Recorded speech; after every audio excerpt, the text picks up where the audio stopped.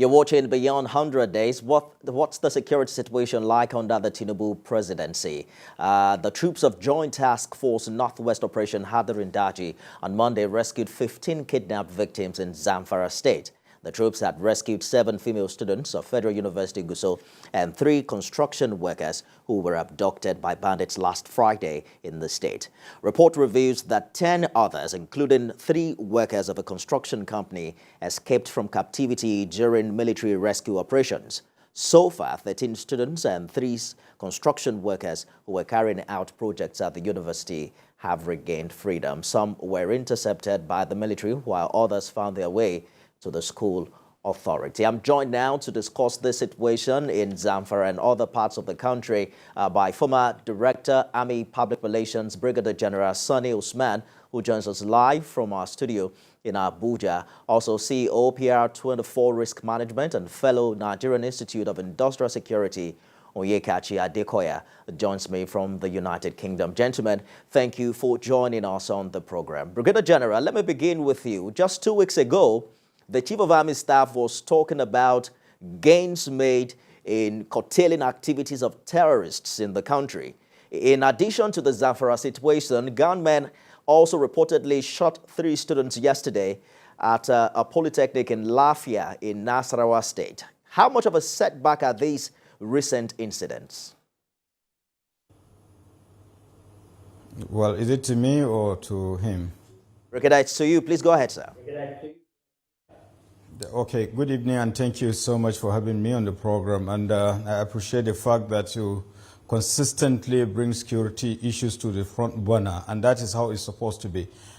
Indeed, we all know the importance of security in any given society, because without it, there won't be any meaningful development. As such, there is really concern about, security challenges bedeviling the country. But be it as it may, I must, give kudos to, the security agencies. If you look back, where we came from and the present circumstances we are finding ourselves, given the fact that we are facing challenges that are complemented by issues beyond the borders of this country, globalization and, of course, economic situation and so on, as well as proliferation of medium and small arms, as well as the porous borders. But that notwithstanding, really there is need for us to understand that there is so much to be done to ensure that Nigeria is more secure than it is now.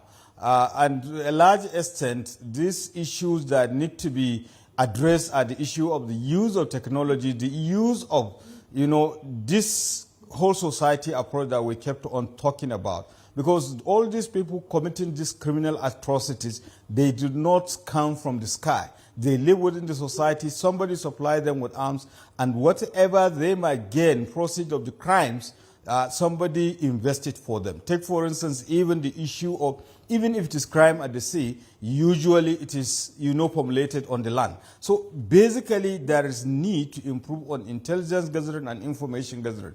But human intelligence is equally important as much as the use of technology for surveillance and what have you.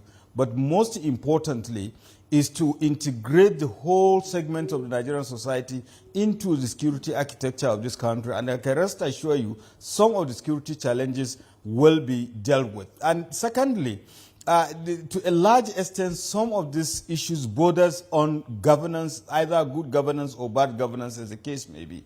Now, some of the security challenges are local, but the local government system is not working. So before the chain of communication has further been lengthened, that if you see a problem within your community, you have nowhere to go to and no one to talk to. But I'm so happy now there are a series of consultations to ensure cooperation, collaboration, and coordination of the activities of the security agencies. But beyond that, the total gamut of the Nigerian society have to also be integrated so that everybody has a role to play to understand that whatever is happening for us. Brigadier General, talking about what you've seen in the past 2 months, because the service chiefs have been around now for about 2 months in office. Will you say that there's been any significant improvement, particularly with the strategies deployed in the past weeks? Well, you have to look at some of the, there is For instance, in the fight against terrorism and insurgency, definitely there is significant increase. But what I want you to understand, there are certain things that are beyond, the security forces as it were. Take, for instance, some of these security challenges are rooted deep into our national, being. So there are a series of deprivations, there are a series of issues. I talked about governance issues. There is little you can do when people are denied the basic necessities of life. So basically, even if you deploy hundreds of troops, there is little they can do, or even policemen. Take, for instance, the issues in some parts of the country when people do not agree to talk to themselves, and somebody has to ensure that people, live in peace and harmony. But unfortunately, we are living at cross purposes with each other. So even if there are criminal issues, people don't seem to see it as a collective responsibility to mitigate it. And as such, when you say governors, Brigadier General, are you putting it at the feet of the state governors or the federal government? Basically, there are three tiers of governments in this country: the federal, the state, and the local government. Basically, and among the three, only two are working: the federal and state. So bulk of the problems that we have, even banditry, kidnapping, you can narrow it down to a particular local government, to a particular community, to a particular village. So when the local government system is not working, how do you think the people will carry their problem to? Of course, before they even reach the state capital, people must have committed whatever atrocities they want to commit. I get your point, Brigadier General. Just hold this for a minute. Let me bring Mr. Oyekachi into this conversation. He joins us live from the United Kingdom. In June this year, some students of the same university that has just been attacked, the neighboring community that has been attacked, protested the high rate of kidnapping involving their schoolmates in Sabongida and Damba. What do you think happens when crime repeatedly occurs in an area and, government and security operatives are aware of this? Yeah, thank you very much for the question, and greetings to the Brigadier General in the studio. It's a simple question. When the incentive to commit crime is very high, when you look at the risk to reward, then that in itself creates a culture that reinforces itself. Because the first thing at the mind of every would-be criminal is to get away with his crime. And so once that happens over and over again, we create a culture that is self-reinforcing. So if you say the security forces are aware and they do nothing, then you ask the question, is it a function of capacity? Is it a function of capability? Is it a function of will, interest? Is it a function of personnel or equipment? In our case, everything comes to play. The political will, the lack of capability, capacity, but not the will. If you say the will, then we may be doing a disservice to the people in uniform, people who are at the front line, putting their lives down for fatherland, going bare-chested, sometimes even without sufficient munitions. So the issues are there. They're entrenched. Remember, we discussed the change of service chiefs, and I clearly said to you that here we go again. The matters are beyond the persons, and sometimes we try to make the persons look bad. The previous service chiefs were fine gentlemen officers, in their own right. If they were placed in the UK or the US Army, they probably would come out with flying colors. So you see, there are issues that are beyond the people. So, like, but then how then do we move away from being reactive after abductions of this nature to actually preventing the crime? Nifemi, I'll be preaching to the choir here on this matter, and I just answer very simply. Sometimes I think in Nigeria we like very big speak, verbal speak, or we like to look for words in our pocket. I will say very clearly, without state police, there is not much the federal police can do because they themselves are incapacitated. The federal police we have needs police. The army needs police. So once we bring federal frontline, we will lose the emphasis on local crime prevention. The initiative will not be local. The initiative are with the bandits, the people who know the corners of the community. They know the community people themselves. They are there with the people. When the army says, bring us information, so the question is, give the information to the army and come and confront the people. Because there are clear cases where the communities provide information, the bandits come in, they wipe out families, and they wipe out cleanly communities. So the people are left with a choice, and every human would think is rational. So it does sound like you are aligning with the Brigadier General who is putting this back to governance and also the provision of welfare by those who have been elected to do so. No, not at all. I'm not known to be in alignment with the military most times because they have their own challenges. But to some extent, we are aligned. Yes, it's an issue of governance, not just an issue of welfare. I'm saying it's a structural issue. The military have their fine lines for them: territorial integrity protection, and complete escalation of force where force becomes necessary. But the military is not for internal security, so they can't do it. You can't use a fork where you want to use a spoon, and then you expect to solve the problem. So local policing and state police is where to go. And the military and the federal police are not known to support it. I hear you. They can't do the job alone. Let's get back to Abuja very quickly because of our time. Brigadier General, at some point at the height of the mango crisis in Plateau, I remember seeing the local women staging a protest demanding the withdrawal of troops. How do you think we can, boost that confidence amongst the people in the operations and capacity of the Nigerian military to solve their security problems?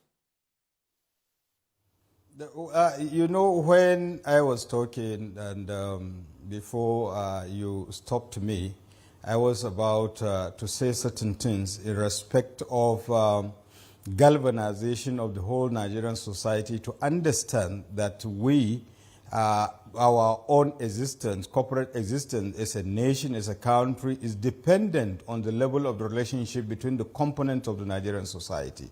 There is a limit to which, the troops or the security forces can do.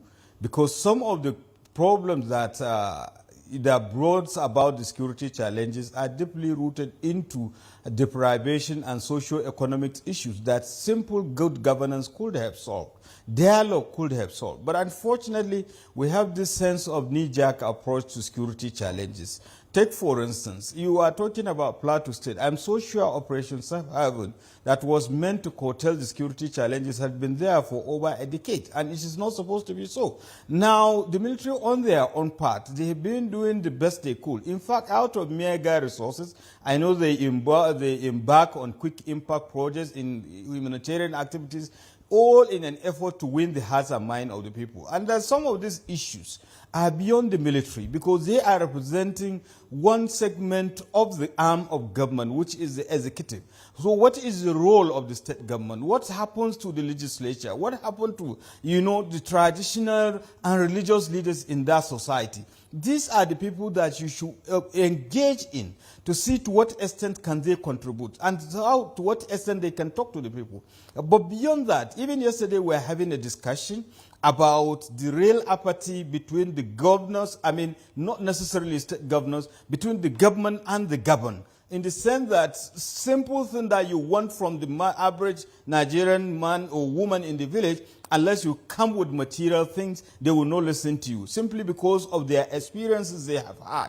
Because some of these people that are supposed to be their representatives, they hardly see them. So these are the issues. And when we go back to time-tested conflict resolution mechanism, and we are not short of it, so we will solve most of these security challenges. Yes, there are other factors, but this is one of the critical things that will enhance security in this country.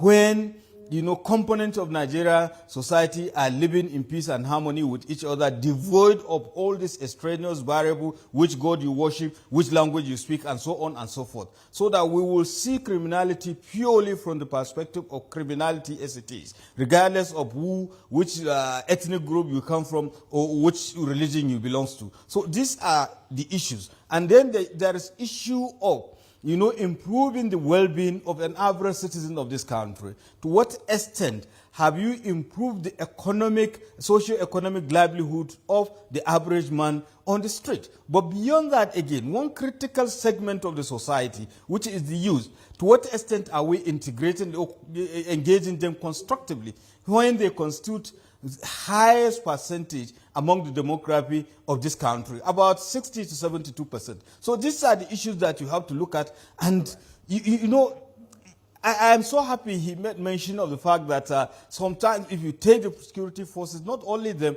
almost every other segment of Nigerian society outside, they tend to excel. So there are environmental problems that we really need to address. And the solution to these problems lies within, not without.